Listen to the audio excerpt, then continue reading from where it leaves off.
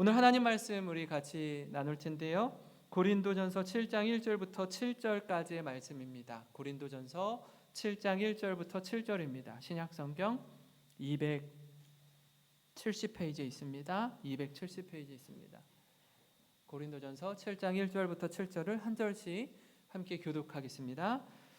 너희가 쓴 문제에 대하여 말하면 남자가 여자를 가까이 아니함이 좋으나 음행을 피하기 위하여 남자마다 자기 아내를 두고 여자마다 자기 남편을 두라. 남편은 그 아내에 대한 의무를 다하고 아내도 그 남편에게 그렇게 할지라. 아내는 자기 몸을 주장하지 못하고 오직 그 남편이 하며 남편도 그와 같이 자기 몸을 주장하지 못하고 오직 그 아내가 하나니 서로 분방하지 말라. 다만 기도할 틈을 얻기 위하여 합의상 얼마 동안은 하되 다시 합하라. 이는 너희가 절제 못함으로 말미암아 사탄이 너희를 시험하지 못하게 하려 함이라.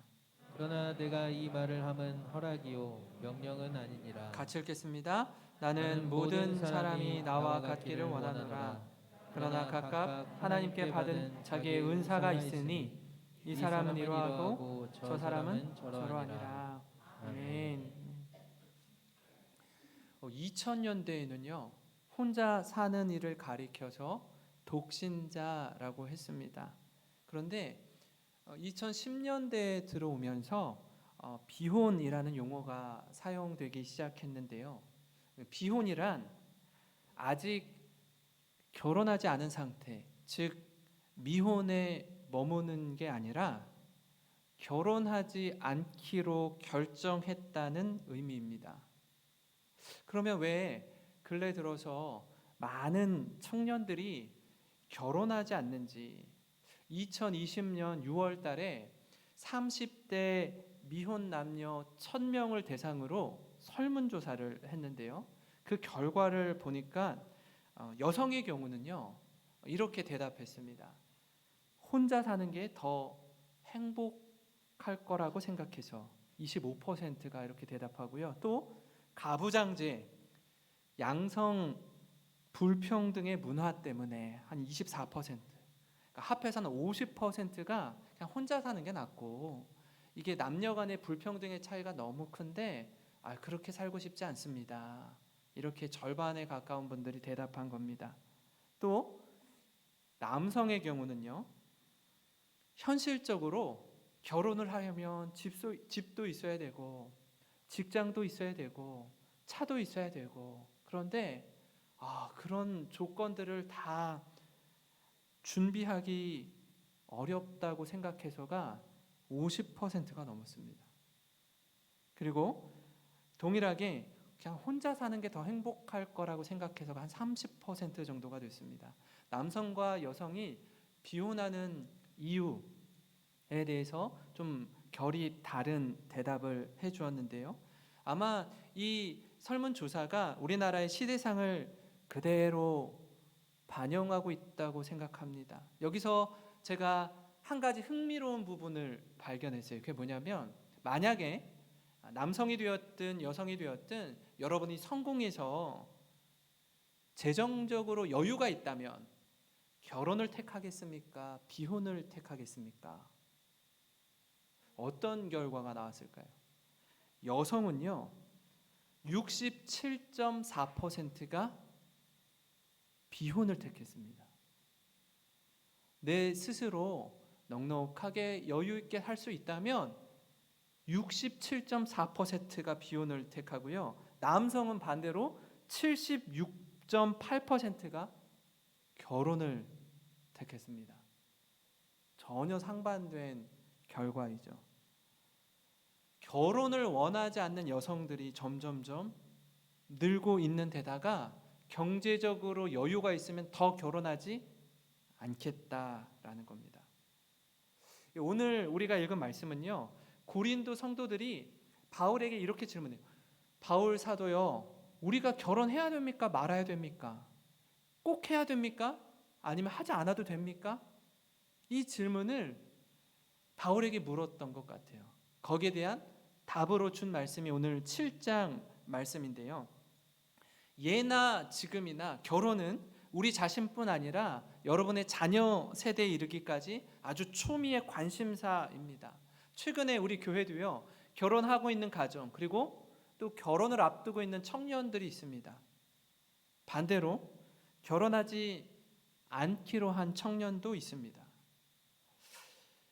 이전과는 참 많이 다른 시대를 우리가 살고 있죠. 오늘 말씀을 통해서 이 가정과 결혼에 대해서 함께 나누고 은혜 받는 시간이 되기를 좀 소망합니다. 제가 오늘 말씀을 준비하면서 특별히 결혼과 비혼 사이에서 머뭇거리고 있는 청년들, 그리고 청년 자녀를 둔 가정, 그리고 좀 우리 모두에게 필요한 말씀이 뭘까 많이 고민했는데요. 이 시간 이 결혼과 비혼에 관한 성경적인 제안을 함께 나누려고 합니다. 그 첫 번째는요, 결혼을 해야 된다, 하지 말아야 된다, 이게 아니라 자기 중심에서 하나님 중심으로 중심을 이동해야 한다라는 거예요. 이게 무슨 말이냐면, 바울은 결혼과 비혼에 대해 논하기에 앞서서 자기 자신의 이야기를 이렇게 전합니다. 뭐냐면, 바울처럼 정말 하나님을 사랑하고 복음을 전하는 이 일에 온전히 헌신하기로 했다면 나처럼 결혼하지 않고 지내는 것도 좋다라는 거예요. 그러니까 바울은 결혼을 하지 않았는데요. 왜냐하면 복음 전도에 자신의 마음과 뜻과 힘을 다해 쏟아 놓기 위해서 하지 않았습니다. 만약에 이런 마음이 있다면 결혼하지 않아도 괜찮다라고 이야기하는데요. 7장 7절에 나는 모든 사람이 나와 같기를 원하노라. 그러나 각각 하나님께 받은 자기의 은사가 있으니 이 사람은 이러하고 저 사람은 저러하니라. 그러니까 사람마다 주신 은사가 다 다른데 굳이 결혼을 고집하지 않아도 된다는 겁니다. 근데 이 말씀을 어떤 측면에서 권하느냐 하면 신앙적인 면에서 볼 때 그렇다라는 거예요. 다시 말해 이성의 유혹에 넘어가지 않고 결혼하여 가정을 이루어서 남편이 어떻게 하면 좀 아내를 기쁘게 할 수 있을까? 또 아내는 어떻게 하면 좀 남편을 기쁘게 할 수 있을까? 이렇게 쏟는 에너지, 이렇게 쏟는 가정이란 울타리를 보호하고 사랑하는 그 마음, 이 마음을 뛰어넘어서 하나님만 오롯이 사랑하고 주님께 헌신된 자로 복음 전하는 이 일에 내 한평생을 드리겠습니다 하는 그 마음이 있으면, 그러면 혼자 지내도 좋다라는 겁니다. 이 고린도전서 7장 전체를 댁으로 돌아가셔서 한번 읽어보시면요, 결혼에 관해서 아주 구체적으로 이야기하고 있습니다. 예를 들면 아직 결혼하지 않은 사람에 대해서 어떻게 했으면 좋겠다라고 이야기하고, 또 혹 결혼을 했는데 남편이나 아내가 믿음이 없어요. 믿음이 없는 배우자와 결혼했을 때 부부가 어떻게 지내야 하는지에 대해서 설명하고요. 또 아직 처녀와 결혼을 했는데 남편을 먼저 잃은 과부에 대해서 아주 사안에 따라 구체적으로 하나하나 가르쳐 주고 있습니다. 근데 이 사안의 중요한 초점은 자기 중심적인 모습, 나만의 행복과 유익을 위해 맞춰진 게 아니라 혼자로 거하든지 부부가 함께 한 몸을 이루었든지 하나님의 영광을 위해, 그리고 나와 함께하는 배우자를 향한 사랑에 맞춰져 있습니다. 그래서 우리가 생각하는, 또 많은 사람들이 생각하고 있는 이 결혼에 대한 가치관이요, 흔들어 놓는 말씀입니다. 우리는 보통 결혼해서 혹 내가 좀 손해보는 것 같으면, 내가 좀 훨씬 우월한 위치에 있는 것 같으면 하지 않으려고 해요. 그런 생각을 갖고 있다 보니까 내가 좋아하는 이성이 있는데 이 이성과 나의 격차가 너무 크게 느껴지는 것 같고 내가 좀 부족하고 미달되는 것 같다라고 생각하면 포기하는 겁니다. 그렇다 보니까 이런저런 걸 생각하고 따지고 재다 보니 결국 비혼을 선택하는 단계까지 이르는 겁니다. 아마 결혼 정년기에 자녀를 둔 우리 성도님들은 혹여나 자녀가 이 말씀의 은혜를 받아서 바울도 결혼하지 않았는데 저도 결혼 안 하겠습니다, 이렇게 말하면 어떻게 하나 하는 분도 계실 겁니다. 청년들 역시 이 말씀을 보면서 결혼하지 않을 수 있는 또 다른 기회가 있구나 생각할지 모르겠습니다. 오늘 읽은 이 7장 25절 26절 말씀을 들으면 아마 청년들이 귀가 솔깃할 것 같아요. 처녀에 대하여는 내가 주께 받은 계명이 없으되 주의 자비하심을 받아서 충성스러운 자가 된 내가 의견을 말하노니 내 생각에는 이것이 좋으니 곧 임박한 환난으로 말미암아 사람이 그냥 지내는 것이 좋으니라. 이렇게 자신의 의견을 피력하고 있습니다. 근데 뭐라고요? 바울이 지금 결혼을 하느냐 마느냐 보다 더 우선순위에 두는 건 뭐냐면 우리 삶을 하나님의 영광을 위하여 거룩하고 신실하게 살아내느냐 아니냐, 여기에 중점을 두고 있다라는 겁니다. 또한 이 남편과 아내가 만나서 사랑과 헌신의 마음으로 결혼하려고 하는 건지, 아니면 내가 당신과 결혼한 이유는 당신이 나를 행복하게 해줘야 돼, 그러지 않으면 용서하지 않을 거야, 이 마음으로 따지며 계산하며 배우자를 대하는지 그 중심을 점검해야 됩니다. 그렇기에 결혼과 결혼하지 않는 것, 이것보다 더 중요한 건요, 가장 먼저 자기 중심적인 태도, 이기적인 마음을 내려놓는 겁니다. 그리고 하나님 중심으로 우리와 함께하는 배우자를 위한 마음으로 중심을 이동하는 저와 여러분이 되기를 주님의 이름으로 축원합니다. 그런가 하면 결혼과 비혼에 관한 성경적인 제안 두 번째는요, 결혼을 통해서 둘이 하나 되는 거예요. 당시 고린도라는 지역이 성적으로 굉장히 문란한 도시라고 말씀을 드렸는데요, 결혼마저도 성적인 욕구를 해소하는 도구로 전락할 만큼 결혼과 가정에 대한 가치관이 굉장히 혼미한 도시였습니다. 그런 배경 하에 교회가 세워진 거예요. 1절과 2절 말씀을 보면요, 너희가 쓴 문제에 대하여 말하면 남자가 여자를 가까이 아니함이 좋으나 음행을 피하기 위하여 남자마다 자기 아내를 두고 여자마다 자기 남편을 두라.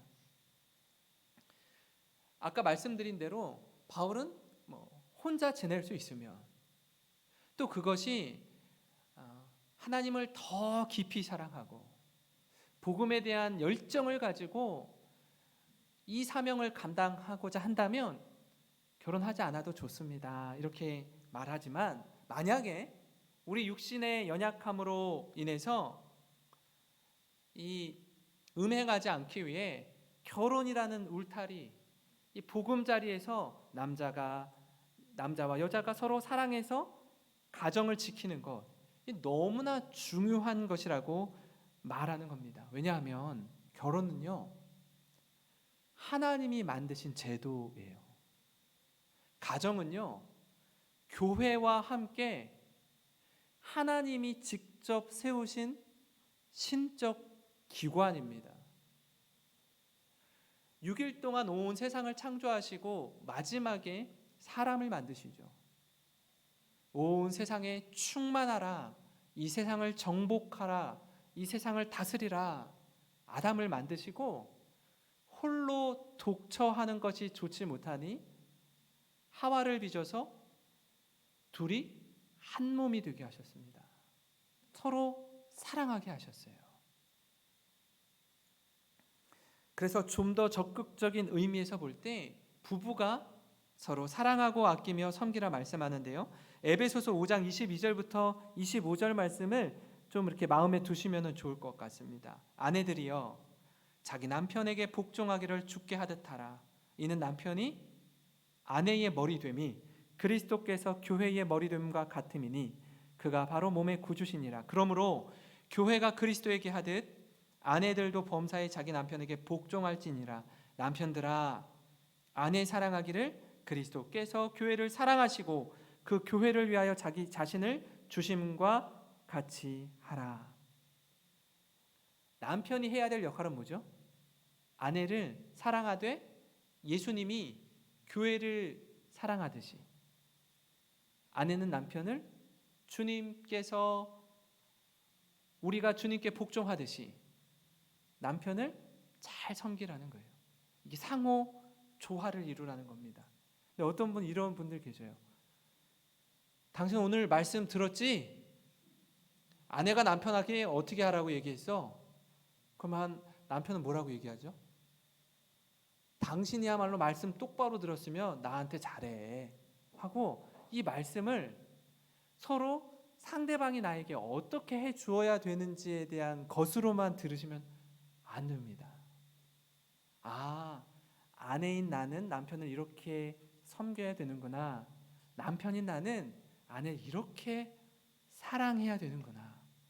우리 각자 하나님 주신 말씀으로 들어야 할 줄 믿습니다. 그러나 오늘 이렇게 결혼에 대한 생각이 훨씬 자유롭다 보니까요. 상호 존중하고 책임지기보다는 마치 이 배우자는 나를 위해 존재하는 것처럼 여기고 배우자를 통해 자꾸 뭔가 이렇게 얻어내려고 하는 거예요. 얻어내고 누리고 도움만 받으려고만 하는 경향이 있습니다. 그래서 자꾸 조건을 따지고 이해관계에 맞지 않으면 언제라도 돌아설 수 있을 것처럼 거래의 형태로 결혼이 의미가 점점 퇴색되는 겁니다. 너무나 오래전부터요. 대학가 주변에요. 동거하는 대학생들이 굉장히 많아졌어요. 굉장히 현실적인 게 뭐냐면 돈을 아끼기 위해서 이렇게 하숙을 하고 혼자 원룸에 살고 하는 것보다 둘이 살면 반만 내면 되니까. 그리고 둘이 마음이 맞으면 함께 살아보고 괜찮으면 결혼까지 가는 거고 그렇지 않으면 헤어지면 되고 굉장히 합리적인 것 같고 이성적인 것 같죠. 그런 식으로 지내는 문화가요 벌써 10수년이 됐습니다. 그렇게 만나고 헤어지고 이해관계를 따지고 하다가 온통 마음의 갈갈이 상처로 얼룩져 버리는 거예요. 사랑하는 성도 여러분, 지난주에도 함께 나눴지만 절제된 자유의 행복을 누린다는 건 결혼과 가정이라는 울타리 안에서 누리는 행복을 가리키는 겁니다. 정말 내 곁에 있는 남편과 그리고 아내를 사랑한다면 정말 사랑과 섬김으로 위하고 주님 주시는 참된 행복과 기쁨을 누리는 우리 성도님 되시기를 주님의 이름으로 축원합니다. 지금 결혼과 비혼에 관한 성경적 제안에 대해서 함께 나누는데요. 첫 번째는 자기중심적인 사고에서 하나님 중심으로 중심 이동을 해야 한다라고 말씀드렸습니다. 이런저런 이유와 핑계로 자유분방하게 살고 쉽게 만나고 헤어지는 게 굉장히 합리적이고 좋게 보일지 모르겠지만 상대방에 대해서 책임지지 않겠다. 나는 이기적인 사랑을 하겠다라는 또 다른 모습이기도 합니다. 또 하나, 결혼이라는 울타리 안에서 둘이 하나가 되어야 합니다. 남편이 아내를 사랑하고 아내는 남편을 존경하고 그래야 어떤 상황과 환경에서도 그 고난을 넉넉히 이겨낼 줄 믿습니다. 마지막으로 서로의 부족함을 채워주는 부부가 되어야 합니다. 이 당시요, 남녀 관계가 평등하지 않았습니다. 두말하면 잔소리죠. 작년에 2020년도에 설문조사한 결과에서도 여성들이 뭐라고 대답했다고요? 30%가 남녀 불평등한 사회가 너무 싫어서 결혼하지 않겠다라고 하는 거예요. 2020년도도 그러면 2000년 전의 이야기로 들어가면 어떤 상황일까요? 대등한 관계가 절대 아닐 뿐 아니라 여성은요, 남성의 소유물처럼 여겨지던 때였어요. 근데 바울이 오늘 고린도 성도들에게 편지하는 내용을 보면 굉장히 파격적인 제안이 아닐 수 없습니다. 이렇게 이야기하는데요, 3절부터 5절에 남편은 그 아내에 대한 의무를 다하고 아내도 그 남편에게 그렇게 할지라. 아내는 자기 몸을 주장하지 못하고 오직 그 남편이 하며 남편도 그와 같이 자기 몸을 주장하지 못하고 오직 그 아내가 하나니 서로 분방하지 말라. 다만 기도할 틈을 얻기 위하여 합의상 얼마 동안 하되 다시 합하라. 이는 너희가 절제 못함으로 말미암아 사탄이 너희를 시험하지 못하게 하려 함이라. 이 말씀을 보면 얼마나 부부관계를 평등하게 논하고 있는지 모릅니다. 남편과 아내가 공히 남편으로서의 의무, 아내로서의 의무를 잘 감당하래요. 근데 그 의무의 내용을 보면 부부 안에서 갖는 성관계를 이야기하는 거예요. 부부 안에서 자유롭게 서로 사랑하고 마음만, 정신적인 사랑뿐 아니라 육체적인 사랑도 아름답게 이루어갈 것을 이야기합니다. 단 어떤 경우요? 기도할 틈을 얻기 위하여 잠깐은 지낼 수 있지만 그 기간을 오랫동안 가지고 가지 말라는 겁니다. 왜냐하면 우리가 약하기 때문에. 그 시간이 오랜 동안 지속되면 될수록 유혹에 넘어질 수 있기 때문에. 그래서 결혼을 통해 부부가 되었다라는 건요, 이제는 나의 유익만 추구하는 인생이 아니라 서로 돕고 섬기며 사랑하기로 결정한 삶입니다. 기도할 때만 잠시 떨어져 지낸다는 건 그만큼 사안이 중요하고 하나님 앞에서 씨름하며 고민하는 것들을 쏟아놓는 시간이기 때문에 그렇습니다. 이 외에는 늘 함께 하라는 겁니다. 다시 말해, 배우자를 위해 우리가 감당해야 할 의무를 행하는 건요, 배우자를 위해서만이 아니에요. 배우자뿐 아니라 나 자신과 우리 가정을 잘 지켜내기 위함입니다. 이 부분이 그냥 고린도 교회 이야기로만 묻힐 수 없는 게, 오늘날 부부관계의 어려움으로 가정이 깨지고 자녀들이 상처받고 말할 수 없는 고통 가운데 지내는 분들이 많기 때문에 그렇습니다. 그런 아픔을 자세히 들여다보면 가장 큰 이유는 성격의 차이이고요, 또 하나는 성적인 문제 때문입니다. 젊은 가정들 이야기를 들어보면요, 결혼 전에는 이 사람과 내가 너무나 잘 맞는다. 아니, 공통점도 많고 좋아하는 것도, 좋아하는 음식도 뭐 이것저것 왜 이렇게 맞는 게 많은지 너무너무 잘 맞는다고 생각했대요.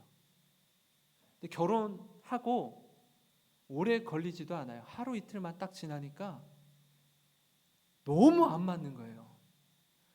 아니, 안 맞아도 너무 안 맞아요. 달라도 너무 다른 거를 하루 이틀 만에 깨달아요. 그럼 그때까지 뭐 한 거예요?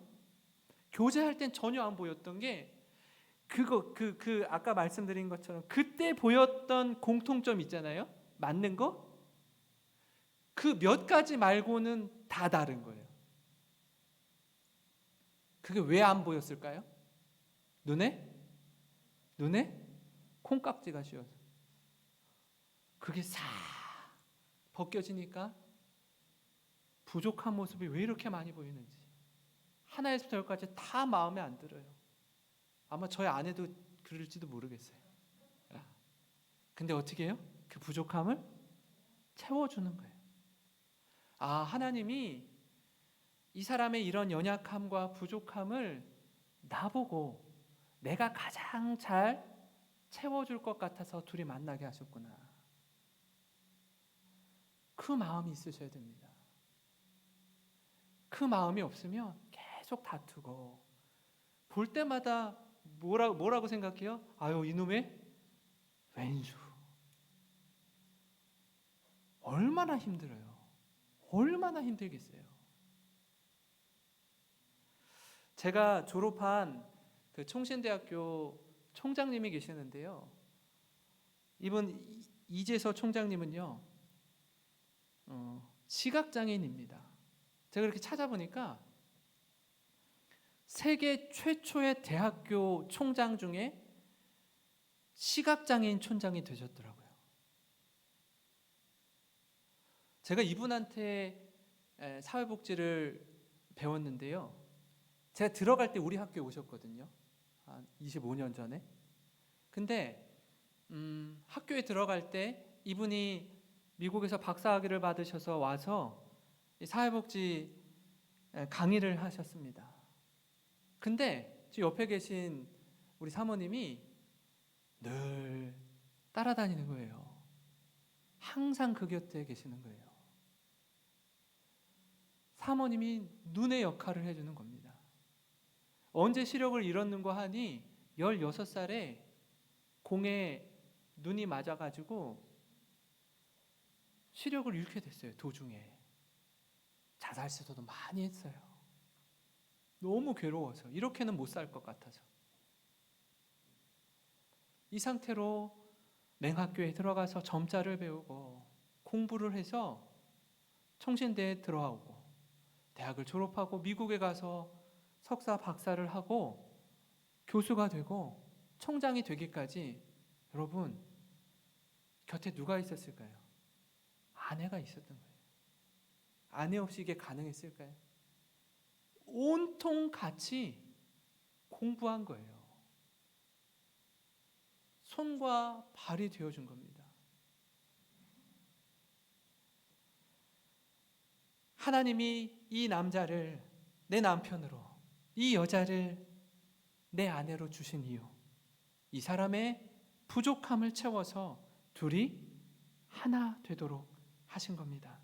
그래서 배우자의 약함을 보고 더욱 사랑하며 섬기는 자리로 나아가는 것, 이게 부부의 가장 아름다운 모습인 줄 믿으시기 바랍니다. 저는요, 우리 영생교회 가정마다 혹 아픔이 있고 눈물이 있고 이미 이 안에는요, 사랑하는 배우자를 너무나 일찍 떠내보낸 분도 계세요. 어떤 형편에 있으시든지 가정이 그리스도의 사랑으로 한 몸을 이루며 또 그 사랑하는 남편과 아내의 좀 연약한 모습이 보이고 좀 부족한 부분이 보일 때 어떻게 해요? 하나님, 이 부분, 이 부족함 채워주라고 만나게 하셨지요. 이거 기억하면서 아름다운 가정을 세워가는 귀하고 복된 믿음의 가정 되시기를 주님의 이름으로 축원합니다. 이 시간 좀 말씀을 생각하면서 청년회 때 제 많이 불렀던 찬양인 것 같아요. 형제의 모습 속에 보이는 하나님 형상 아름다워라.